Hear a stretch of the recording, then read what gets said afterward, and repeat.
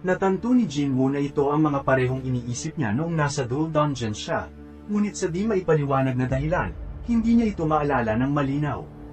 Biglang nag-alarm, nagpapalam kay Jinwoo na nabigo siya sa kanyang mga araw-araw na misyon para sa araw na yon. Alam niyang kapag hindi niya nagawang matapos ang araw-araw na misyon, may kaparusahan na kasama ang misyon. Habang tumitiktik ang oras, ang dating sarili ni Jinwoo ay nagawa pang isingit ang ilang mga salita. Ang swerte ay isang kasanayan rin, sabi niya, at sayang ang iwan ka rito para mamatay. Magkikita tayo, Jinwoo. Bago siya tuluyang mahiga na walang depensa, bumagsak ang isang espada papunta sa kanyang ulo. Natagpuan ni Jinwoo ang kanyang sarili na inilipat sa penalty zone, kung saan ang orange araw ay umaahon sa walang hanggang disyerto na nagpapalibot sa kanya. Agad niyang napagtanto na muntik nang mauubos ang kanyang HP at halos puno na ang kanyang pagkapagod. Habang iniisip ang simula ng kanyang job quest, alam niya na may kakaiba sa mensahe ng system. Hindi niya maalis ang pakiramdam na ang system ay hinihiling na siya ay lumakas. May 4 na oras siyang paghahanda bago bumalik sa silid ng trono, kaya nagpasya si Jinwoo na bumili ng pinakamahal na pampatibay ng kalusugan mula sa kanyang shop, umaasa na ito ay makatutulong upang ibalik ang kanyang kalusugan. Gayunman, hindi ito sapat at ang kanyang HP ay nanatiling nakababahalang mababa. Napagtanto niya na kailangan niyang magpa-level up sa lugar na ito upang magkaroon ng anumang pagkakataon na mabuhay. Bagamat isang hagupit na lamang mula sa kamatayan, may kakaibang kasiyahan na nadama si Jinwoo. Ang mga malalaking centipede na biglang dumating, at nagsimulang makipaglaban siya ng may bagong sigla. Kung kakayanin niya ang sakit, alam niyang ito ay magbibigay sa kanya ng higit pang lakas. Ang kapatid ni Jinwoo ay nagising mula sa hindi mapalagay na panaginip at agad na nag-alala nang maunawaan niyang hindi pa umuwi ang kanyang kapatid. 3:00 na ng umaga at alam niyang may nakatakdang pulong ang mga magulang sa paaralan ngayong araw. Kinabahan siya at nagtataka kung nakalimutan na ba ng kanyang kapatid ang pulong. Samantala, ang tagal na ni Jinwoo sa penalty zone na para bang walang katapusan. Bagamat ilang oras na siya roon, nagawang maka-level up ng ilang beses na malaki ang naitulong sa kanyang kalusugan. Determinado siyang tapusin ang misyon ng job change sa silid ng trono, pero nauubos na ang oras. Mayroon na lamang 3 minuto bago matapos ang penalty quest, kaya nagpasya siyang bumili ng isang pinakamahal na sandata na kayang tumagos sa armor ng mga knights. Ang tanging problema ay ang sandatang yon, ang Night Killer, ay sobrang mahal, nagkakahalaga ng aabot sa 2.8 milyong ginto. Nagdalawang isip si Jinwoo ngunit alam niyang kailangan niya ang anumang kapakinabangan na maaari niyang makuha. Gamit ang mga bandage mula sa kanyang tindahan, sinuot ni Jinwoo ang bagong dagger sa kanyang kamay. Determinadong hindi ito mawala tulad ng nangyari sa Hearthstone. Nagpasya rin siyang gamitin ang Dementor's Touch Rune na kanyang nakuha mula sa pagpatay kay Igris. Ang kasanayan na ito ay nagbibigay sa kanya ng kakayahan na kontrolin ang mga bagay nang hindi hinahawakan, tulad ng ginagawa ni Igris sa kanyang espada. Gayunpaman, mababa ang kanyang kasanayan upang kontrolin ang malalaking bagay, kaya kailangan siyang mag-ingat. Habang ang orasan ay humihinto, tibok ng tibok ang puso ni Jinwoo habang handa niyang harapin ang mga susunod na pagsubok. Nang matapos ang penalty quest, siya agad na napaligiran ng isang hukbo ng mga knight, at alam niya na kailangan niyang kumilos ng mabilisan. Sa kanyang bagong dagger sa kamay, madaling natapos ni Jinwoo ang unang knights. Ngunit may kakaibang pakiramdam, at hindi niya maalis ang damdaming hindi siya lumalago ng kung gaano dapat. Sa pag-scan sa silid, napansin ni Jinwoo na ang mga magician ay patuloy na nagbibigay ng mga salamangka subalit hindi sila direktang sumalakay sa kanya. Nag-isip siya kung anong uri ng mga mahika ang kanilang ginagawa, na hindi kasama ang mga debuffs, sumpa, paggaling, o pagbibigay ng pampalakas. Bigla niyang naunawaan na ang mga magician ay mga summoner.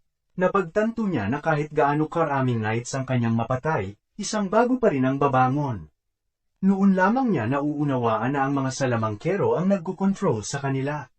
Walang pag-aalinlangan, inihagis ni Jinwoo ang kanyang dagger patungo sa pinakamalapit na salamangkero, at lahat ng mga knights na kontrolado ng salamangkero ay nagbagsakan sa lupa. Natutuhan niya ang bagong kasanayan na dagger throw na napakalaking tulong sa labang ito.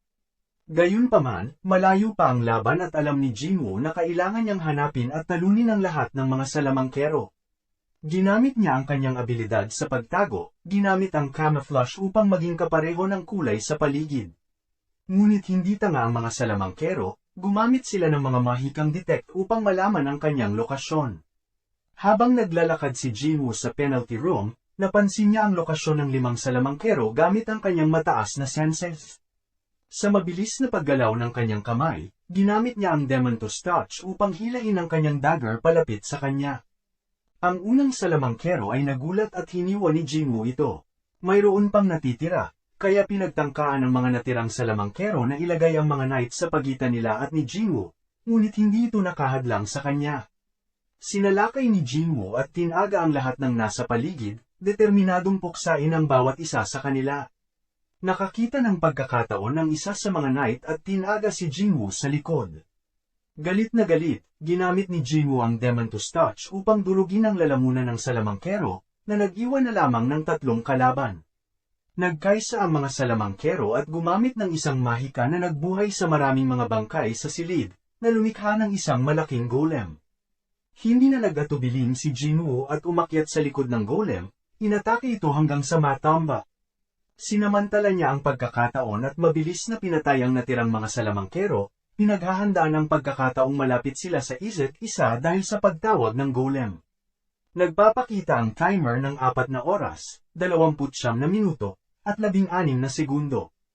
Ang oras na ginugol niya sa loob ng penalty room ay idinagdag sa orasan. Lahat ng mga halimaw sa silid ay napapatay na. Matatapos na ang misyon ngayon. Maaari kang pumili ng isang uri ng klase batay sa halaga ng mga puntos na iyong nakuha. Nakatutok si Jinwoo sa klase ng assassin dahil ito ay tugma sa kanyang natutuhan na kasanayan. Ang trabaho ay ibibigay pagkatapos suriin ang mga aksyon ng manlalaro. Nagulat si Jinwoo nang sabihin ng system, ibinigay. Hindi siya bibigyan ng pagkakataong pumili, ngunit hula niya na ang kanyang mga stats ay tugma sa warrior. Maaaring maging assassin o paladin ang napili niya bilang kanyang klase. Ano man ang kanyang piliin, mas malakas siya sa kahit anong klase. Saan man magpunta ang manlalaro, sinusundan siya ng Reaper. Ang landas ng manlalaro ay puno ng mga bangkay at amoy ng dugo. Dahil sa kanyang lakas, umaasa siya sa kanyang sarili at nalalampasan ang bawat hadlang nang walang tulong mula sa iba. Naguluhan si Jinwoo sa ipinahiwatig ng system. Ang iyong pagnanais para sa lakas ay napakalakas na humihiling ng mga taong naglalakad sa lambak ng kamatayan, at ang hukbo ng mga patay na sumusunod sa iyong mga utos ay susunod ng landas saan ka man magpunta. Ang iyong kalooban lamang ang batas at ang iyong kapangyarihan ay walang katumbas. Isang hukbo ng mga patay? Ano ito? Hindi maaaring maging kanyang job ito. Nagulat si Jinwoo nang matanggap ang job ng isang necromancer. Hindi siya kailanman nag-invest sa intelligence at palaging nakatingin sa sarili bilang isang combat hunter. Sa kabilang banda, ang mga necromancer ay kilala sa kanilang kakayahang magtawag ng mga minion na lumalaban para sa kanila.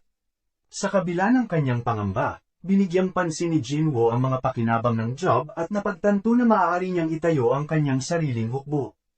Gayunpaman, nagdalawang isip siya nang hingin sa kanya ng system na tanggapin ang job. Ngunit matapos ang ilang pag-iisip, nagpasya siyang tanggapin ang alok. Alam ni Jinwoo na ang mga nangungunang hunter sa mundo ay mayroong espesyal na mga kakayahan. Ang iba ay malalakas na mga tagapagpagaling, samantalang ang iba ay kayang lumikha ng mga hindi matitibag na shield. Umikot-ikot ang mga chismis tungkol sa abilidad ng pinuno ng White Tiger Guild na mag-transform bilang isang halimaw. Ang mga necromancer ay mga nakatagong klase, at nagtataka si Jinwoo kung mayroon itong sariling natatanging kakayahan. Matapos ang ilang pag-iisip, nagpasya si Jinwoo na ang pagiging isang necromancer ay katulad ng paglikha ng kanyang sariling guild. Iniisip niya na ang kanyang mga minion ay magiging mas malakas habang siya ay lumalago. Batay sa bilang ng mga puntos na iyong nakuha, ibibigay sa iyo ang pagkakataon na ma-promote sa isang mas mataas na klase. Lumagpas ka na sa inaasahang oras ng paglalaro. Dadagdag ang mga puntos. Hindi mo ginamit ang iyong Hearthstone. Dadagdag ang mga puntos. Ang iyong pangwakas na kalusugan ay nasa ibabaw ng 50%. Dadagdag ang mga puntos. Lahat ng mga kalaban ay napapatay. Dadagdag ang mga puntos. Ang kabuuang puntos ay lumampas sa limitasyon ng tagumpay. Ikaw ay mabibigyang pagkilala mula sa Necromancer patungo sa Shadow Sovereign. Nagulat si Jinwoo nang ma-promote siya. Ang isang promotion ay tulad ng isang mandirigma na naging Berserker o isang Knight na naging Swordmaster. Natutunan mo ang isang eksklusibong class ng iyong job. Nakuha mo ang mga bonus na stats. Nakuha mo ang titulo, ang isa na nalalampasan ang mga kahirapan. Si Jinwoo ay isang Shadow Sovereign na ngayon. Kung hindi pumunta si Jinwoo sa penalty zone at hindi kumuha ng maraming karagdagang puntos, siya pa rin ay isang Necromancer lamang. Narinig ni Jinwoo ang mga sigaw ng paghihirap na nanggagaling mula sa silid ng trono at alam niyang oras na upang subukan ang kanyang mga bagong abilidad. Maaaring gamitin niya ang kasanayang Shadow Extraction upang gawing mga summonable na nilalang ang mga bangkay. Nagpasya si Jinwoo na lumikha ng kanyang sariling hukbo at gamitin ang salitang utos, arise. At sa gayon, ang mga anino ng mga patay na mga knight ay naglaho sa mundong ito. Natuwa si Jinwoo sa kanyang mga nilalang na binubuo ng 27 infantrymen at 3 mage ng iba't ibang ranggo. Habang tinitingnan ni Jinwoo ang kanyang hukbo, napagtanto niya na maaari niyang kunin ang anino ng isang A o S na rangkong hunter. Nakakuha na siya ng 2 anino na katumbas ng rangkong A. Lumapit ang atensyon ni Jinwoo sa bangkay ni Commander Igris, na nakahiga sa isang sulok. Alam niya na kailangan niyang isakripisyo ang isa sa kanyang pinakamahinang sundalo upang tawagin si Igris. Naramdaman ni Jinwoo ang pagsisisi habang pinadala niya ang nilalang sa wala. Arise! Nagulat si Jinwoo sa mga anino na pumilit sa paligid habang hindi niya nagawang kunin si Igris. Mayroon ka pang 2 pagkakataon. Ang rate ng extraction ay batay sa mga stats ng target at ang oras mula sa kamatayan. Dahil si Igris ay isang boss at higit sa 4 na oras na ang nakalipas mula sa kanyang pagkamatay, ibig sabihin ay malaking hamon na ma-extract siya. Sinubukan ni Jinwoo ulit, ibinuhos niya ang lahat ng enerhiya sa kanya. At sa ikalawang pagkakataon, nabigo siyang kunin si Igris. Mayroon ka pang isang pagkakataon. Nalaman ni Jinwoo ang problema, at hiningi kay Igris na huwag ipagtanggol ang upuan ng isang taong umalis na, at sa halip ay ipagtanggol siya. Arise! At sa gayon, tinanggap ni Igris si Jinwoo bilang kanyang Panginoon. Nagpasya si Jinwoo na ibigay lamang sa kanya ang pangalang Igris, sapagkat ang Blood Red ay masyadong kahindik-hindik, at labis na natuwa na siya ay kasama sa kanyang koponan. Si Igris ay antas 7 at maaaring pangalanan ni Jinwoo dahil mas mataas siya sa antas ng isang knight. Hiningi ni Jinwoo na alagaan siya ng mabuti at lumakad si Igris bilang head army ng bagong hukbo ni Jinwoo. Habang lumalabas mula sa Job Quest Dungeon at papalabas sa makinang naliwanag ng umaga, hindi maiwasang maramdaman ni Jinwoo ang isang pakiramdam ng ginhawa. Halos 24 na oras na ang lumipas mula nang pumasok siya sa Instant Dungeon at gusto na ng kanyang katawan na magpahinga. Ngunit hindi gaanong nagtagal ang kanyang pahinga. Nagising siya ilang oras mamaya dahil sa tawag ng kanyang kapatid na babae, na nagpaalala sa kanya tungkol sa Parent-Teacher Conference na ipinangako niyang dadaluhan. Alam ni Jinwoo na hindi siya pwedeng magpakita na naka-hoodie at tracksuit. Kailangan niyang magmukhang maayos, kaya nagtungo siya sa bangko upang magbukas ng bagong account gamit ang pera na kinita niya mula sa mga raid na ginawa niya kasama ang kanyang kaibigan na si Jinho. Nakaporma na ng husto, sinundo ni Jinwoo ang kanyang kapatid na babae sa kanyang paaralan, kung saan siya naging sentro ng atensyon. Lahat ay nagulat sa kanyang nakakabighaning anyo at nagtaka kung sino siya, ngunit ang guro ni Jinha ang nagkaroon ng kasiyahan sa pagkikita nila.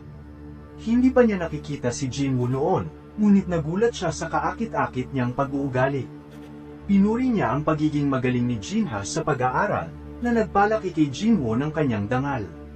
Nagulat si Jinwoo nang hingin sa kanya ng guro ni Jinha na tulungan ng isang estudyanteng kamakailan lamang na nagkaroon ng kapangyarihan ng hunter ngunit huminto sa pagpasok sa paaralan. Sinabihan siya ng guro na kaibigan ni Jinha ang estudyante at umaasa siyang matutulungan ni Jinwoo ito na kahit na lang makatapos ng pag-aaral. Nang marinig niya ang pangalan nito, alam na agad ni Jinwoo kung sino ito. Ito ay si Hoodie Girl mula sa kanyang personal attack force. Walang pag-aatubili, sinimulan ni Jinwoo ang paghahanap ng estudyanteng hunter. Nalito siya nang makita niya ito sa harap ng bahay nito at nakaramdam ng kaba, ngunit pinanghawakan ni Jinwoo na nandito siya upang tumulong. Naasiwal si Jinwoo nang habang iniisip ang kanilang pag-usapan noon, nagulat siya nang ma-realize ng estudyante na siya ang hunter na pinuri ng kanyang guro. Nagtanong si Jinwoo kung kilala ba niya si Jinha, ngunit hindi ito interesado sa maliliit na usapan. Nagpatuloy si Jinwoo sa pagbabala sa kanya tungkol sa mahigpit na katotohanan ng pagiging isang hunter, ngunit determinado siya na hindi sumuko sa kanyang mga pangarap. Ngunit hindi para sukulan siya ni Jinwoo. Nandito siya upang tulungan siyang maging isang mahusay na hunter. Samantala, dumating sa South Korea ang S-rank na hunter na si Hwang Dong-soo upang asikasuhin ang ilang gawain kasama si Song Jinwoo. Sa kanyang pagdating, binati siya ni Woo Jin-chul, ang pinuno ng Monitoring Division, na nagtanong kung gaano katagal siya mananatili. Malinaw na ipinahayag ni Hwang Dong-soo na pansamantalang narito lamang siya at may plano na bumalik sa Amerika pagkatapos matapos ang kanyang gawain. Nagtanong si Jin-chul kung kasama ba sa kanyang gawain si Song Jinwoo at si Ye Jinho, na alam niyang mga target niya. Lumalalim ang tensyon sa pagitan nila nang magtanong si Hwang Dong-soo kung balak bang pigilan siya ni Jin-chul. Gayunpaman, nagpapasalamat si Jin-chul kay Jinwoo sa paglutas ng isang problema na hindi nila kayang solusyonan dahil sa politika. Ang kapatid ni Hwang Dong-soo ay pumapatay ng mga hunter gamit ang kanyang personal assault force, at hindi sila makapagpakialam dahil sa kasikatan ng kanyang kapatid. Alam ni Jin-chul na pareho silang malupit na magkapatid, at kinamumuhian niya ang dalawa. Humiling si Song Jinwoo ng pabor mula sa White Tiger Guild. Gusto niyang dalhin ang kanyang bagong kasamahan, kasama ang White Tigers, upang obserbahan ang sesyon ng pag-aaral ng mga bagong miyembro nila. Gayunpaman, hindi natuwa ang A-rank na tank recruit na si Kim Chul sa pagkakaroon ng dalawang E-rank na hunters na kasama nila. Alam ni Jinwoo na hindi dapat baliwalain ang mga dungeon, ngunit kailangan niyang maunawaan ang kanyang kasamahan na bilang isang E-rank na hunter, magiging kaunti lamang ang kanyang magagawa sa loob. Sa kabila ng kanyang mga pangamba, ipinadala ng White Tiger Guild ang isang grupo na binubuo ng isang A-rank, 7 B-rank, at 4 na C-rank sa isang C-rank na gate. Umaasa si Jinwoo na hindi maapektuhan ang kanyang plano ng isang sobrang lakas na raid group. Isinuggest ng associate ng guild na manood na lamang siya mula sa tabi dahil malamang na masyadong madali para sa kanya na sumali. Gayunpaman, nang tumapak si Jinwoo sa gate, napagtanto niya na ang lahat ay nagkamali ng malubha. Ito ay isang red gate at silang lahat ay nasa panganib. Agad niyang sinubukang magbabala at sinabihan silang tumawag sa pangunahing attack force. Ngunit huli na, sinipsip na siya ng gate at nagsara ng kusa. Baekgyu Wonho, ang S-rank na hunter at pinuno ng White Tiger Guild, ay nagulat nang malaman niyang ang isang C-rank na gate ay naging isang red gate. Alam niya na kailangan niyang pumunta at suriin ito ng personal. Ang pangunahing pinuno ng Monitoring Division ang pinagkatiwalaan na samahan ng traidor ng Korea. Habang naglalakbay sila, ibinahagi ng pangunahing pinuno ang kanyang pagsisisi sa traidor na hindi nila magawang kunin ang labi ng kanyang kapatid mula sa dungeon, ngunit nag-alok na dalhin siya sa mortuary kung saan naganap ang serbisyo para sa kanyang kapatid. Gayunpaman, matatag ang sagot ni Hwang Dong-soo, sinasabi na hindi siya interesado sa mga patay. Nandito lamang siya upang alagaan ang mga tira-tira ng kanyang kapatid. Naging curious si Jin-chul kung paano plano ni Hwang Dong-soo ito maisa sa katuparan. Sinabi ni Hwang Dong-soo na hindi siya magkaroon ng problema sa paghahanap ng isang talunan na hunter sa loob ng dungeon, dahil iyon ang kanilang lugar. Tinukoy ni Jin-chul ang napakaraming mga gates sa Korea at nagtanong kung paano niya plano na hanapin ang mga ito. Hindi nagpatalo si Hwang Dong-soo at may pagmamalaking ibinunyag ang kanyang likas sandata, isang cellphone. Sa loob ng ilang segundo, natuklasan niya na kakapasok lamang ni Jinwoo sa isang dungeon. Kung nilibingin mo siya o hindi mo na kailangang malaman ng Woo Jin-chul, deklara ni Hwang Dong-soo ng malamig at mabanakot na boses. Samantala, ang mga recruit ng White Tiger ay natagpuan ang kanilang sarili sa isang malaking gubat na natatakpan ng nilo. Ang gate na kanilang pinasok ay nawala sa likuran nila, iniwan silang stranded. Nagbabala si Jinwoo, hindi niya natamaan ang mga kanilang hinalangkat ay maliban sa katutuhan na sila ay nakikituloy sa mundo nito.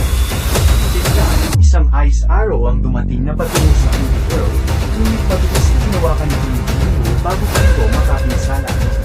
Ang grupo ay biglang napasalakay ng mga ice elves, mga nilalang na pinagtatakitan ng maraming mga hunter. Gayunpaman, alam ni Jinwoo na ang tunay na pangalan para sa mga nilalang nito ay Hayate. At ang mga nakalaban na ito, sila ang tunay na nakakaalam sa kanilang nakakatakot na kapangyarihan. Labis na nangyasya ang Jinwoo ng White Tiger sa sitwasyon. Habang siya ay nakitayo sa harap ng gate, nadama niya na ito ay hindi bababa sa B-rank, ngunit malamang na A-rank na dungeon. Paano nangyari ito? Kinuha na niya ng impormasyon ang antas ng mga recruit sa loob, at sinabi sa kanya na mayroong 12 sa kabuuan ang A-rank na kapitan na si Kim Chul, 7 B ranks, at 4 C ranks. Ito ay hindi magandang balita. Kung ang dungeon ay sapat na mahina, maaaring tanging ang A-rank at ilang B ranks lamang ang makakaligtas. Pagkatapos, ibinahagi ng chief ang ilang potensyal na malaking balita sa leader. May 2 ibang tao sa loob ng dungeon, at isa sa kanila ay sinubukan niyang i-recruit. Agad na tumaas ang kalooban ng leader, dahil kung personal na sinubukan ng chief na i-recruit ang isang tao, dapat itong talagang espesyal. Lubos niyang tinanong ang antas ng individual na ito, ngunit nagulat siya nang malaman na siya ay isang E-rank na hunter lamang. Natanto ni Jinwoo na ang Hayate ay nagtatangka lamang na patayin ang 2 pinakamahina na mga hunter, at kung nangyari ito 2 buwan na ang nakaraan, siya rin ay target ng mga ito. Alam niyang kailangan niyang kumilos at labanan ng Hayate ng personal. Lumapit si Kim Chul upang ipaalam sa lahat ang kanilang kalagayan. Nasa loob sila ng isang red gate na nangangahulugang hindi sila makakabalik hanggat hindi namamatay ang lahat nila, o kaya hindi mabukas muli ang dungeon. Naguluhan at nag-alala ang hoodie girl na pinaunawa ni Jinwoo ng higit pa. Ang isang red gate ay nag-uugnay sa atin sa ibang mundo. Kapag pumasok ka rito, walang makakaalis hanggang sa mapatay ang dungeon boss o magbukas muli ang dungeon. Sa ibang salita, tayo ay naipit. Ang Class A Hunter na si Kim Chul ay nagpakilala muli. Ako si Kim Chul, at ako ang magsisiguro sa inyong kaligtasan ngayong alam na natin na ito ay isang red gate, sabi niya. Ngunit nadama ni Jinwoo na wala sa plano ni Kim Chul ang pag-aalaga sa mga mahihina. Mukhang interesado lamang siya na piliin ang mga pinakamahuhusay at iwan ang iba na mamatay. Tulad ng inaasahan, tinanggihan ng grupo ang mga C-rank na hunter na gustong sumali.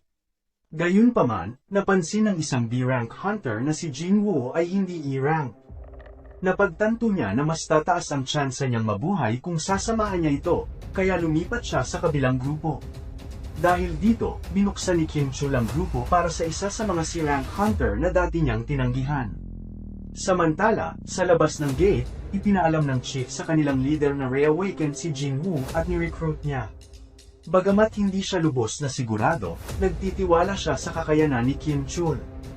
Si Ju Song-chan, ang pinuno ng First Department ng Pamamahala para sa White Tiger Guild, ay tumayo at sinuportahan ang kakayahan ni Kim Chul.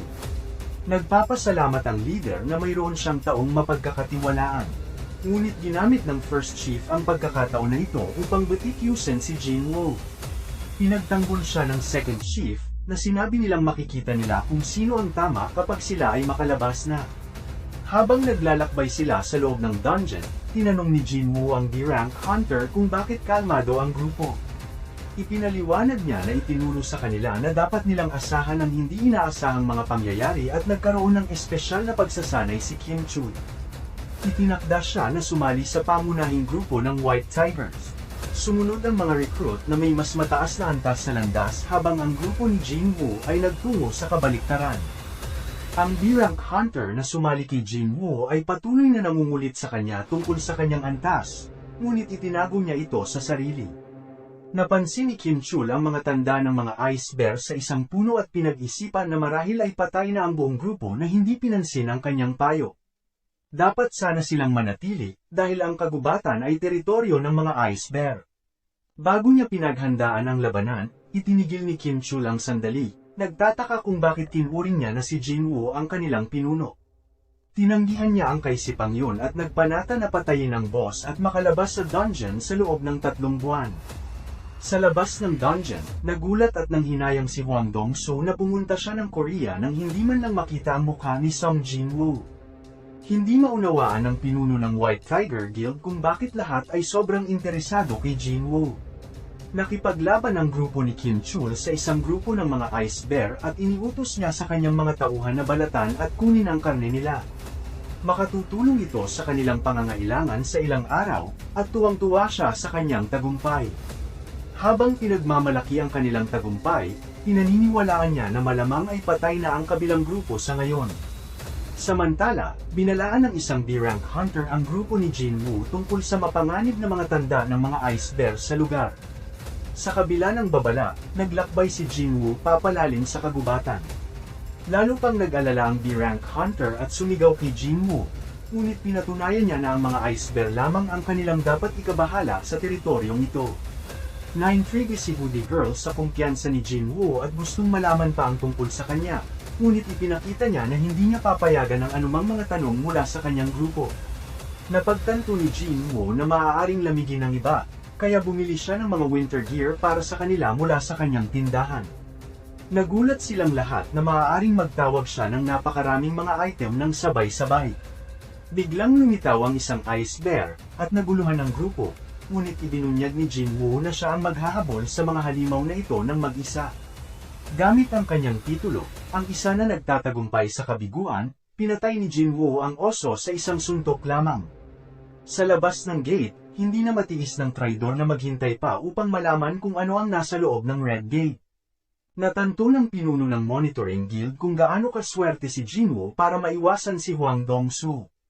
Nagupo ang grupo sa kanilang kampo, kumakain ng karne ng mga oso habang pinag-uusapan ang kanilang swerteng naranasan.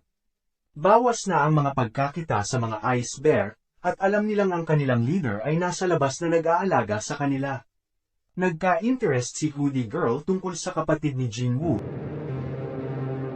At dyan na nagtatapos ang ating kwento. Pa-subscribe naman mga kabagsak, para tuloy-tuloy lang tayo sa pag-level up. Pa-share na rin at comment para sabay-sabay na tayong makipag-party level up. Salamat mga kabagsak!